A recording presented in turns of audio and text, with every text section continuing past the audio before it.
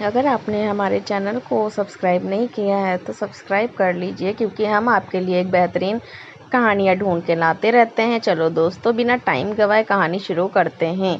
किसी गांव में मंगेश नाम का व्यक्ति रहता था। मंगेश का जन्म एक गरीब परिवार में हुआ था। मंगेश के परिवार में पति और उसकी पत्नी सिर्फ 2 ही सदस्य थे। कच्चे घर में वह अपना गुजारा कर रहे थे। वह गरीब आदमी पूरे दिन मजदूरी करके अपना और अपनी पत्नी का पेट पालता था। इसी तरह दोनों का जीवन चल रहा था। समय के साथ उसकी पत्नी गर्भवती हो जाती है। यह सुनकर मंगेश बहुत बहुत खुश होता है। वह सोचने लगता है कि अब हमारे घर में भी एक नन्हा सा पुत्र खेला करेगा। हम उसे गोद में खिलाया करेंगे। पर जो उसके और उसके परिवार के जीवन में जो होने वाला था, उससे वह बेखबर था। धीरे धीरे समय गुजरना है। अब उस गरीब के घर में वह दिन भी आ जाता है जब उसकी पत्नी एक बच्चे को जन्म देने वाली थी। उसे उसका पति एक अस्पताल में भर्ती कराता है। प्रसव का समय जब निकट आता है तो इधर वह गरीब आदमी कुछ पैसों को बंदोबस्त करने चला जाता है। फिर लौटते समय अपने होने वाले बच्चे को लेकर मन में सपने संजोने लगता है। तब तक उसके पास यमराज का बुलावा आ जाता है। उसकी एक दुर्घटना में मृत्यु हो जाती है। शहर के कुछ लोग इधर उस आदमी का अंतिम संस्कार करते हैं तो दूसरी तरफ उसकी पत्नी अस्पताल में अपने बच्चे को जन्म दे रही होती है। जब उस बेचारी को यह खबर मिलती है कि उसके पति की मृत्यु हो गई है तो उसका कलेजा फट जाता है। उस बेचारी का दुनिया में सिर्फ उसका पति ही तो था। अब वह भी उसे छोड़कर चला गया था। अब तो वह फूट कर रोने लगती है कि हे भगवान, यह तूने कैसा मेरे ऊपर दुखों का पहाड़ डाल दिया। मेरा जो सहारा था उसे ही मुझसे छीन लिया। कम से कम इस बच्चे का तो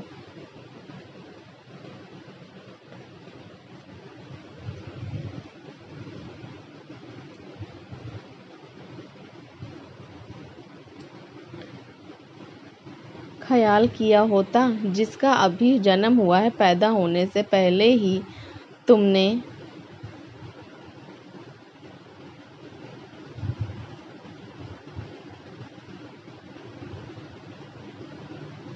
उसके सर से पिता का साया हटा दिया। अब कौन इस बच्चे का पालन पोषण करेगा। वह इस बच्चे को दुखियारी अस्पताल में ही अपने पति को करके बुरी तरह रो रही थी। उसे समझ में नहीं आ रहा था कि संतान के आने की खुशी व्यतीत करूं या पति के जाने का दुख। शहर के कुछ लोगों ने उसे समझाया, बहन, जन्म मृत्यु सब विधाता के हाथ में होता है। इसमें मनुष्य का कोई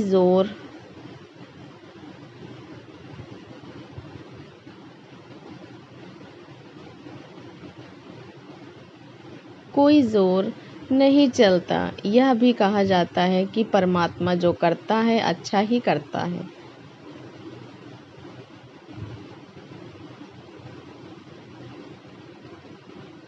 इसलिए जो चला गया उसका शोक छोड़िए और यह जो आया है उसके बारे में सोचिए।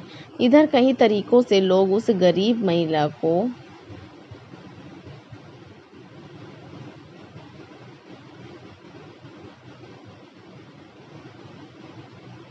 समझाते हैं। कुछ ही देर में उसने एक सुंदर से पुत्र को जन्म दिया। बेटे को देखकर उसका कुछ दुख हल्का होता है। वह सोचती है कि अब मैं इस पुत्र को पाल पोस कर बड़ा करूंगी, यही मेरा सहारा बनेगा।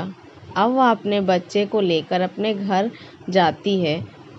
नगर के कुछ लोग कुछ दिन तक मदद करते हैं, लेकिन कौन हमेशा मदद करता है। जब कुछ दिन बीते तो मददगार भी पीछे हट गए। अब वह अपने बच्चे को लेकर बिल्कुल अकेली पड़ गई।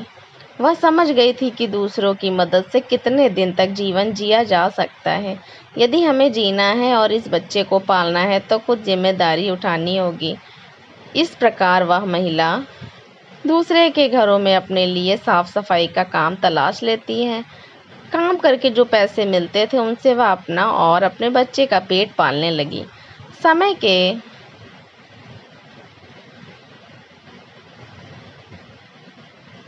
समय के साथ धीरे धीरे उसका पुत्र बड़ा होने लगता है।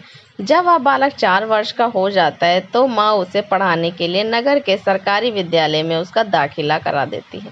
उसने सोचा कि मैं अपने बच्चे को पढ़ा लिखा कर इस काबिल बना दूंगी कि उसे कभी किसी के आगे हाथ ना फैलाने पड़े। अब इस प्रकार वह महिला मेहनत मजदूरी करके अपने बच्चे को पढ़ाने लगती है। बच्चा भी ठीक से समझता था कि उसके घर में केवल माँ ही है। परिवार का खर्चा चलने वाला उसका पिता उसके जन्म से पहले ही चला गया है, इसलिए वह पढ़ाई भी खूब मन लगाकर करता था। धीरे धीरे बच्चे की उम्र 12 वर्ष की हो जाती है। एक दिन की बात है, वह स्त्री बहुत बीमार पड़ जाती है। उसने सोचा कोई छोटी मोटी बीमारी होगी, इसलिए कभी उस पर ध्यान नहीं दिया, लेकिन उसकी हालत दिन भर दिन खराब होती चली गई। बीमार होने की वजह से वह काम पर भी नहीं जा पाती थी। घर में इतने पैसे भी नहीं थे कि कहीं अपना ठीक से इलाज करा लेती। माँ को अत्यंत बीमार देखकर बेटे को बहुत चिंता होती है। वह बालक कहता है, माँ तुम चिंता मत करो, मैं तुम्हारे लिए अभी डॉक्टर के पास से दवाई लेकर आता हूँ। तुम उसे खा लेना, फिर तुम जल्दी ही ठीक हो जाओगी। अपने बेटे की बात सुनकर माँ की आंखें भर आती हैं। वह कहने लगी, बेटा अब तुम्हें कहीं जाने की ज़रूरत नहीं, मेरा भी अब समय आ गया है। मैं तुम्हारे पिता के पास जाना चाहती हूँ, लेकिन जाने से पहले तुम मेरी एक बात हमेशा याद रखना। जब तेरा जन्म नहीं हुआ था तब तेरे पिता ने और मैंने एक सपना देखा था कि हम अपने बच्चे को पढ़ा लिखा कर इस काबिल बना देंगे कि उसे हमारी तरह गरीब भरी ज़िंदगी ना जीना पड़े। लेकिन बेटा, मैं उस सपने को पूरा नहीं कर पाई। बेटा, मैं यदि चली भी जाऊं तो मुझे अपने पिता सपने ज़रूर साकार करना। तुम ऐसा कोई काम मत करना जिससे तुम्हारे पिता का नाम खराब हो। तुम इस प्रकार से अपना जीवन जीना कि तुम्हारा नाम दूर दूर तक लोग जान जाएं। बेटा, कभी पैसे के पीछे मत भागना। पैसे के लिए तो लोग इतने नीचे गिर जाते हैं कि अपने माता पिता की इज्जत का भी ख्याल नहीं करते। तुम हमेशा अपना नाम कमाना। बेटा, हमेशा स्वाभिमानी बनकर जीना। कभी किसी के आगे अपने हाथ मत फैलाना। किसी से यह याचना मत करना। याचना न करना ही श्रेष्ठता का मूल्य है। पराधीनता ही नरक है। मनुष्य को सदा ही विद्या, धन, बल, कीर्ति और पुण्य कमाना चाहिए। लड़के ने कहा, माँ तुम घबराओ नहीं, मैं तुम्हारे लिए अभी दवाई लेकर आता हूँ। और इतना कहकर लड़का माँ से रुपए लेकर दवा लेने चला जाता है। बेटे के जाते इधर उस गरीब स्त्री के प्राण निकल जाते हैं। जब नगर वालों को पता चलता है तो सब लोग इकट्ठे होकर उस स्त्री का उसके बेटे के हाथों अंतिम संस्कार कराते हैं। अब तो वह बालक बिल्कुल अकेला हो गया था। किस्मत भी क्या खेल दिखाती है, जब ज़रूरत होती है अपनों की तब अकेलापन की रात में जगाती है। बिना माता पिता का वह बेटा उम्र भी ज़्यादा नहीं था। आखिर जाए तो कहाँ जाए, करे तो क्या करे। दूर के जो रिश्तेदार थे उन्होंने भी उसको नहीं दिया, आखिर वो गरीब जो था। लेकिन वो बच्चा अकेले ही अपने जीवन की राह पर चल देता है। उसने कभी हार नहीं मानी। जो पैसे माँ छोड़कर गई थी, कुछ दिन तक उन पैसों से अपना गुजारा चलता रहा। कुछ दिन के बाद वो पैसे खत्म हो जाते हैं। घर में भी कुछ नहीं था। अब तो एक ही चारा था कि कुछ काम धंधा किया जाए, तभी भोजन की व्यवस्था होगी, तभी स्कूल की फीस भरी जाएगी। लड़के को अपनी माँ की बात अच्छी तरह याद थी। उसकी माँ ने कहा था कि बेटा, कितना भी बुरा वक्त आ जाए पर किसी के आगे हाथ मत फैलाना, मेहनत के ही अपना जीवन यापन करना। लड़के को अपनी माँ की यह बात अच्छी तरह याद थी, इसलिए वह कभी किसी के आगे भीख नहीं मांगता था। विद्यालय से आने के बाद वह किसी के खेतों में काम करने चला जाता, कभी किसी की चाय की दुकान पर काम कर लेता और वहां से कुछ पैसे मिलते तो अपने विद्यालय की फीस भरता था और अपने खाने पीने की सामग्री खरीदता था। इस प्रकार छोटी सी आयु में वो बच्चा पढ़ाई भी करता था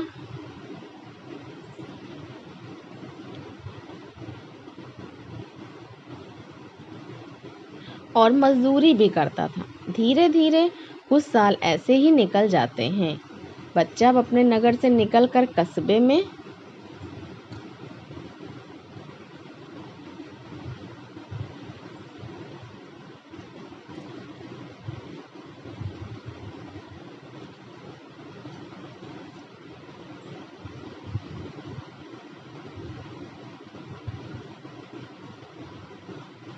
पढ़ने लगता है तब उसकी कॉपी किताबें का विद्यालय की फीस का खर्चा बढ़ जाता है। लेकिन उस बालक ने हिम्मत नहीं हारी। रोजाना विद्यालय जाता था, वह जो भी कमाता था उसकी सारी कमाई पढ़ने लिखने में ही लग जाती थी और जो कुछ थोड़ा बहुत बचता था उससे अपना पेट भर लेता था। अगर वह कहीं कोई स्थायी काम करता था तो उसकी पढ़ाई छूट जाती थी और पढ़ाई करता तो पेट भरने के लिए भी कुछ नहीं था। इसलिए साथ ही साथ वह दोनों काम करता था। विद्यालय से आकर वो इधर उधर काम करने चला जाता। एक दिन की बात है, वो बच्चा विद्यालय से पढ़कर घर वापस लौटा। फिर उसके बाद काम की तलाश में चला गया, लेकिन उस दिन उसे कोई काम नहीं मिला। पूरा दिन निकल गया, हारा थका शाम को घर आकर सो गया। आज कुछ काम नहीं मिला तो खाना कहाँ से खाता। जो पैसे थे उनसे तो वह पहले ही विद्यालय की फीस भर चुका था।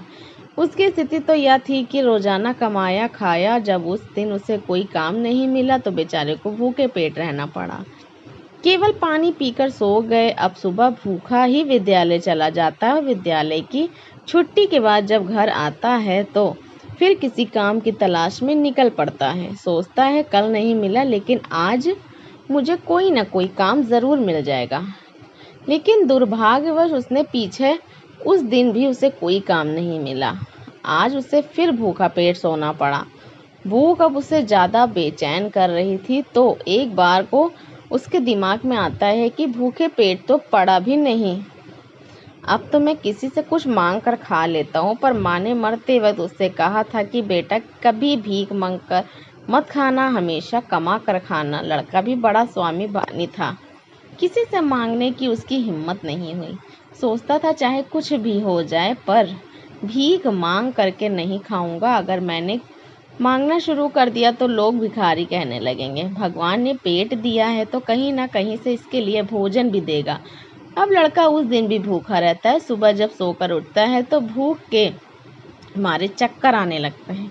अब उसकी उम्र ही कितनी थी, भूख के मारे वह कैसे सह सकता था। कुछ बड़ा होता तो 2-4 दिन काट भी लेता। अब वह विद्यालय भी नहीं गया। सोचा आज मैं सुबह से ही काम पर जाता हूँ, काम मिल जाएगा तो भोजन कर लूँगा, फिर अगले दिन के लिए तैयार हो जाऊँगा। अब तो काम की तलाश में वो इधर उधर भटकता रहा। उसकी आंखों के सामने अंधेरा छा रहा था। अब तो उससे चला भी नहीं जा रहा था।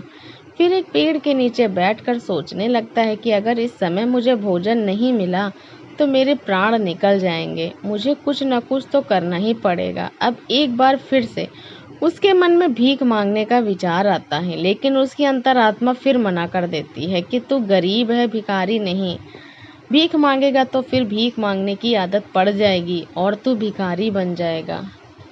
काफ़ी देर तक लड़का इन्हीं प्रश्नों में उलझा रहता है। फिर उसके दिमाग में आया कि भीख मांगना अलग बात है और मदद मांगना अलग बात है। मैं किसी से भीख नहीं मांगूंगा, पर मदद तो मांग सकता हूँ।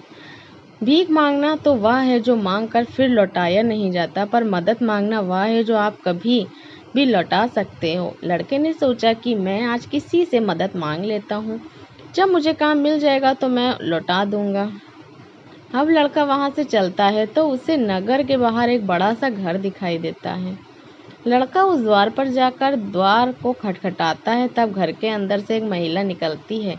महिला ने द्वार पर देखा कि वर्ष का बड़ा ही उदास सा मासूम सा लड़का खड़ा है। पहले तो वह महिला उस लड़के से पूछती है कि बेटा तुमने दरवाज़ा क्यों बजाया, क्या कुछ काम है? लड़का दोनों हाथ जोड़कर बोला, माँ जी मैंने दोपहर के समय आपको तकलीफ दी, इसके लिए क्षमा चाहता हूँ। तब वह महिला पूछती है, बेटा क्या तुम्हें कुछ चाहिए? मैं तुम्हारी क्या मदद कर सकती हूँ? वह महिला भी एक बच्चे की माँ थी, इसलिए ममता का भाव उसके शब्दों में था। उस महिला के पूछने पर लड़का ने मन में यह आया कि चलो इन माँ जी से मैं कह ही देता हूँ कि मैं 2-3 दिन से भूखा हूँ और भोजन न मिलने के कारण बहुत परेशान हूँ। लेकिन उसके स्वाभिमान ने उसे रोक लिया और वो भोजन की जगह पानी बैठा। कहने लगा, माँ जी मुझे बहुत जोर की प्यास लगी थी, इसलिए दरवाज़ा खटखटाया था। क्या एक गिलास पानी मिल सकता है? लेकिन वो महिला बहुत समझदार थी। उसने जब लड़के को देखा तो वो समझ गई कि बालक बहुत भूखा है। वो कहती है, बेटा तुम थोड़ी देर रुको, मैं तुम्हारे लिए पानी लेकर आती हूँ। वो महिला घर के अंदर जाती और अपनी रसोई से एक गिलास दूध और कुछ लड्डू लेकर द्वार पर और दूध से भरा गिलास उस लड़के को दे देती है। लड़के ने जब गिलास पकड़ा तो उसमें दूध था। दूध को देखकर लड़का खुश हो जाता है। लड़का मन ही मन उस माँ को दुआएं देने लगता है। महिला ने उससे पहले लड्डू खाने को दिए और कहा, बेटा दूध गर्म है, तुम पहले लड्डू खा लो, जब दूध ठंडा हो जाए तब पी लेना। लड़का जब उस महिला को देखता है तो उसे ऐसा लगता है जैसे उसकी ही माँ उसे यह दूध पीने को दे रही है। मन ही मन सोचता है कि कितनी अच्छी माँ है। मैंने एक गिलास पानी मांगा और यह दूध ले आई। उसने समझ लिया कि मैं भूखा हूँ। लड़का आराम से बैठकर लड्डू खाता है और दूध पीता है। तब स्त्री कहती है, बेटा क्या तुम्हें और कुछ चाहिए? लड़का सोचने लगता है कि इस दूध के बदले में मैं इसको क्या दे सकता हूँ। मेरे पास तो कुछ भी नहीं है। दूध पीने के बाद लड़का कहता है, माँ जी मैंने आपसे पानी मांगा था और आपने मुझे दूध पिलाया, इसके बदले में मैं आपको क्या दे सकता हूँ? महिला ने कहा, बेटे मैंने तुम्हें दूध इसलिए नहीं पिलाया ताकि तुमसे बदले में कुछ ले सकूँ। महिला कहने लगी, बेटा तुम्हारा चेहरा देख कर लग रहा था कि तुम बहुत भूखे हो, तो मैंने सोचा कि पानी की जगह दूध पिला देती हूँ, इसलिए मैं तुम्हारे लिए दूध ले आई। लड़के ने फिर कहा, नहीं माँ जी, आप इसके बदले में मुझसे ज़रूर कुछ मांगिए, मैं आपको अपनी हैसियत के हिसाब से कुछ ज़रूर दूंगा। लड़के की बात सुनकर महिला सोचती है, यह लड़का बड़ा स्वाभिमानी है। वो लड़का बार बार उससे मांगने की बात करता है तो वह महिला उसका मन रखने के लिए कह देती कि बेटा मैंने यह दूध पिलाकर तुम पर कोई एहसान नहीं किया है, फिर भी यदि तुम मुझे कुछ देना चाहते हो तो तुम मुझे एक वचन दो कि जिस प्रकार आज मैंने तुम्हारी मदद करने लायक हो जाओ तो किसी ज़रूरतमंद की मदद कर देना। जिस दिन तुम किसी की मदद कर दोगे उस दिन तुम मेरे इस एहसान से मुक्त हो जाओगे। उस महिला ने यह बात इसलिए कही थी कि ताकि वह लड़का अपने आप को मजबूर ना समझे और खुशी खुशी अपने घर को जा सके। वह लड़का उस बात को अपने दिमाग में बैठा लेता है। वह उस महिला के पैर छू कर काम की तलाश में आगे को चला जाता है और इस प्रकार धीरे धीरे कई दिन बीत जाते हैं। जिस विद्यालय में वह पढ़ता था उस विद्यालय में उस स्त्री का बेटा भी पढ़ता था जिसने उसे दूध पिलाया था। एक दिन वो महिला अपने बच्चे को विद्यालय छोड़ने जाती है तो उसने देखा कि विद्यालय में वह लड़का भी पढ़ रहा था। वह स्त्री उस लड़के को पहचान लेती है। उसने विद्यालय के मास्टर जी से जाकर पूछा कि वह बालक कौन है, तो मास्टर जी ने उसे बताया कि उस बालक का नाम संकेत है और वह बिना माता पिता का बेटा है। छोटी सी आयु में ही उसके दोनों माता पिता गुजर गए थे। यह जानकर उस महिला को बड़ा दुख होता है। सोचती है, जब इसके माँ बाप नहीं हैं तो फिर इसकी पढ़ाई का खर्चा कौन उठाता है। तब विद्यालय के बड़े मास्टर बताते हैं, बहन जी संकेत बहुत ही अच्छा बच्चा है, वह अपनी पढ़ाई का खर्चा खुद ही उठाता है और अपने पढ़ने का बहुत तेज है।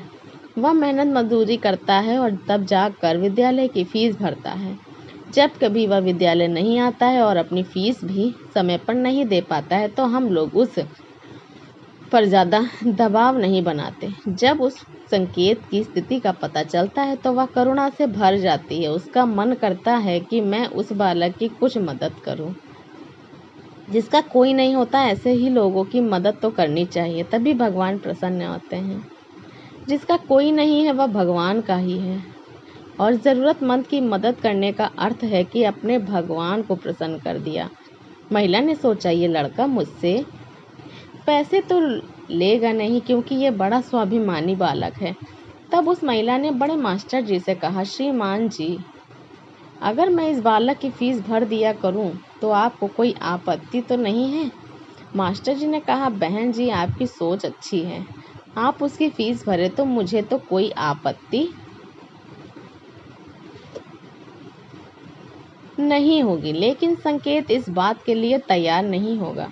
तब वह महिला कहती है, मास्टर जी मैं उस बच्चे की मदद करना चाहती हूँ, आप किसी तरह से संकेत को समझा देना, उससे कह देना कि आपकी स्थिति को देखते हुए सरकार ने आपकी फीस माफ़ कर दी है, तुम्हें फीस भरने की कोई ज़रूरत नहीं है।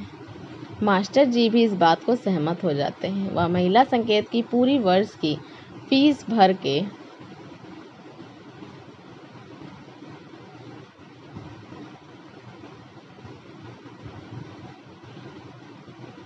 अपने घर चली जाती है। इस तरह वह हर वर्ष उसके पूरे साल की फीस जमा कर दिया करती थी, ताकि संकेत सिर्फ मन लगाकर पढ़ सके। अब तो संकेत पूरा मन लगाकर पढ़ता था और अपने खाने पीने के लिए किसी दुकान पर कर लेता था। दोस्तों, डूबते को तिनके का सहारा ही बहुत होता है। उस महिला के थोड़े से प्रयास से संकेत को अच्छी खासी मदद हो गई। वह अब खूब मन लगा करके पढ़ता था। इसी तरह कुछ वर्ष और बीत गए। अब आगे की पढ़ाई करने के लिए संकेत को शहर में जाना पड़ा। सोचा, शहर में रहकर मैं कोई छोटी मोटी नौकरी कर लूँगा और अपनी पढ़ाई भी करता रहूँगा। इस बात का पता उस महिला को तब चलता है जब वह उसकी फीस न के लिए वह महिला जब संकेत की फीस जमा करती है तो मास्टर जी बताते हैं, बहन जी, संकेत तो आगे की पढ़ाई करने शहर चला गया है। अब आपको उसकी फीस जमा करने की कोई ज़रूरत नहीं है। उस महिला ने जब यह सुना तो सोचने लगी, कोई बात नहीं, भगवान ने मुझे उसकी मदद करने का इतना ही समय दिया होगा। हे भगवान, उस बालक पर दया दृष्टि बनाए रखना, वह जहाँ भी रहे खुश रहे। इस प्रकार वह स्त्री अपने घर लौट आई, अपने घर गृहस्थी की दुनिया में व्यस्त हो गई। दोस्तों, उधर संकेत शहर में जाकर अपनी पढ़ाई करने लगा। खर्चा चलाने के लिए उसने एक नौकरी तलाश कर ली। इस प्रकार 25 वर्ष बीत जाते हैं। ना तो संकेत कभी उस महिला से मिल पाता है और ना वह महिला कभी संकेत से मिलती है। उस महिला का बेटा भी अब बड़ा हो गया था। उसका बेटा एक व्यापारी बन गया था।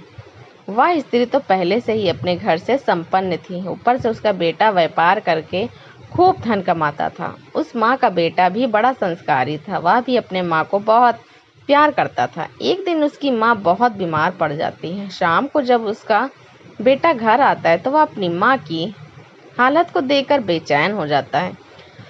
वह अपनी माँ को अस्पताल में भर्ती कराता है। जांच में पता चलता है कि उसकी माँ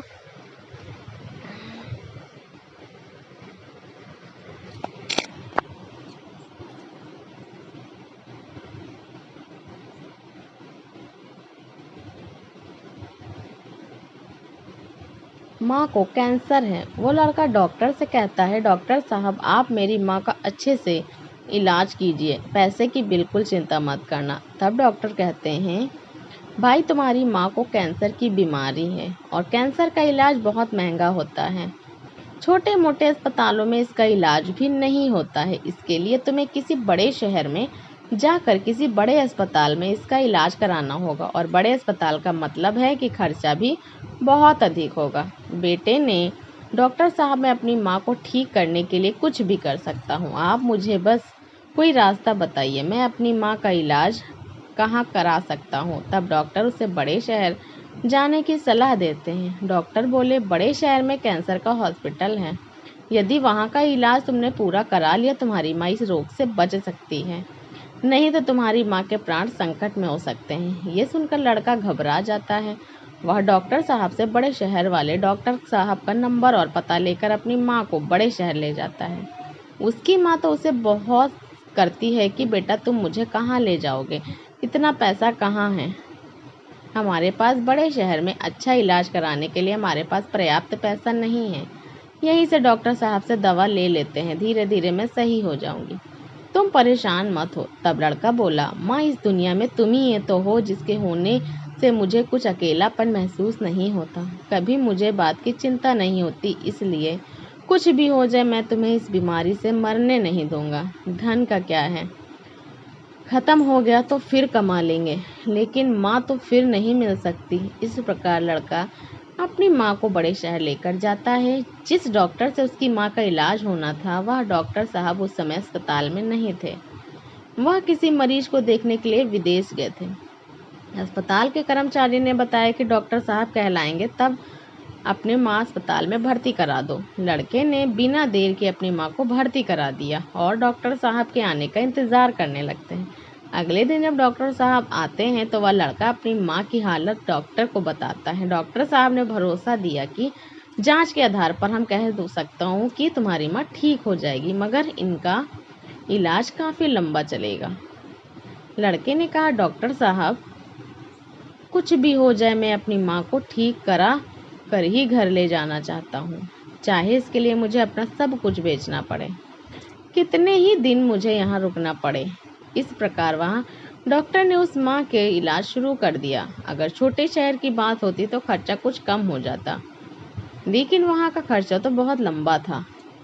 फिर भी उस लड़के ने हिम्मत नहीं हारी। दोस्तों, माँ से अनमोल संसार में कुछ भी नहीं है। डॉक्टर साहब जो दवाइयाँ लिखते थे वो दवाइयाँ बहुत महंगी आती थी। लड़का अपनी माँ के लिए महंगी से महंगी दवाइयाँ लेकर आता था। उधर उसका जो व्यापार था वो अपनी माँ की देखरेख के कारण उसमें भी समय नहीं दे पाया, तो वह भी ठंडा पड़ गया। कई दिन तक इलाज होता रहा। धीरे धीरे माँ की हालत में सुधार होने लगा। बेटे के पास जो जमा पूंजी थी वह खत्म होने लगी। इधर माँ को जब पता चलता है कि बेटे के पास अब पैसे नहीं रहे तो माँ कहती है, बेटा तुम इतनी महंगी दवाइयाँ क्यों ले रहे हो? डॉक्टर साहब की फीस भरोगे? कहाँ से दवाइयों का खर्चा उठाओगे? तुम्हारा व्यापार भी बंद हो गया है। तब बेटा कहता है, माँ तुम चिंता मत करो, मैं तुम्हारा इलाज अपना मकान दुकान सब कुछ बेच कर करूँगा। माँ भी बेटे की जिद के आगे।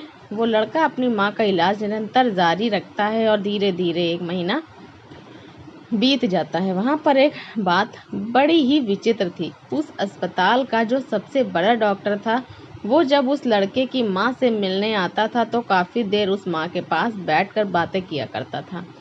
ये देखकर माँ को कभी बड़ा अच्छा लगता था और वो सोचती थी कि अजीब डॉक्टर है। इतना बड़ा डॉक्टर होकर भी जिसके पास बिल्कुल भी फुर्सत नहीं है, वह मुझसे बात करने के लिए इतना समय कैसे निकाल लेता है।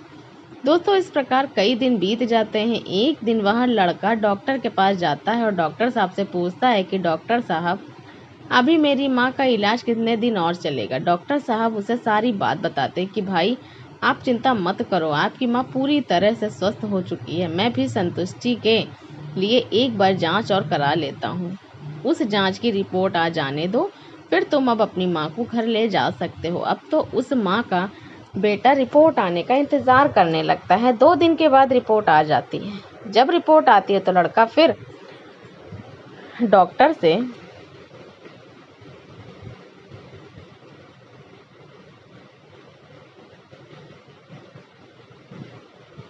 मिलने जाता और पूछता है, डॉक्टर साहब क्या मेरी माँ ठीक हो गई? कोई खतरे वाली बात तो नहीं है? तब डॉक्टर साहब कहते हैं, भाई चिंता मत करो, रिपोर्ट अच्छी आई है, तुम्हारी माँ पूरी तरह से ठीक हो गई है। अब आप इन्हें अपने घर ले जा सकते हो। डॉक्टर की बात सुनकर बेटा खुश हो जाता है और डॉक्टर साहब को बहुत धन्यवाद देता है। लड़का अपनी माँ के पास जाता है और सोचता है कि भगवान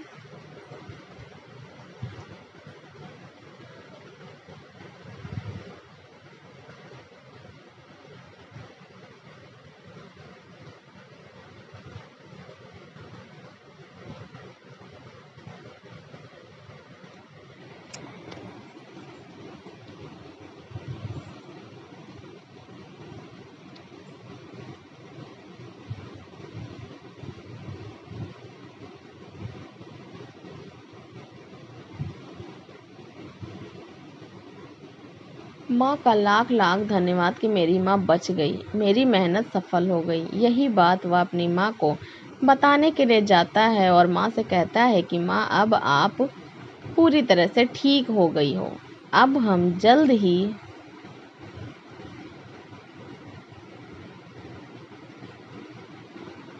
अपने घर जाने वाले हैं। ये बात सुनकर माँ भी बड़ी खुश हो जाती है, लेकिन अगले ही पल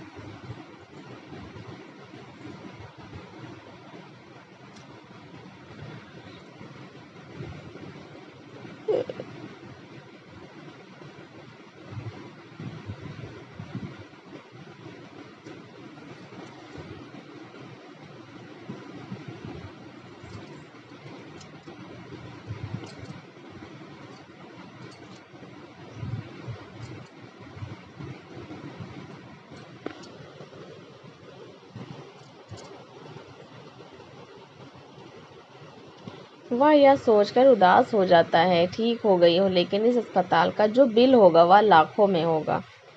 कैसे मेरा बेटा चुका पाएगा इतनी मोटी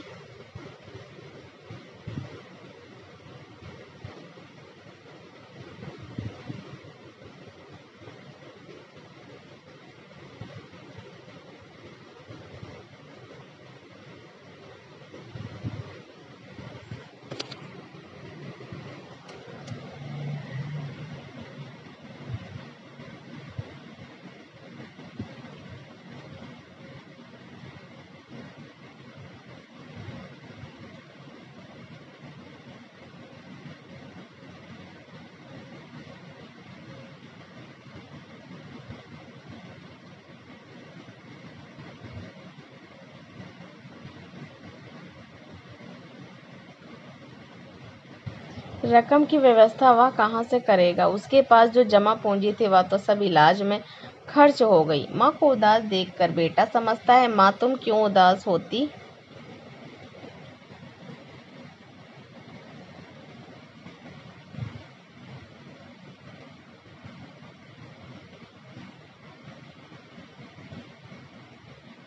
मैं अपना सब कुछ बेचकर आपके इलाज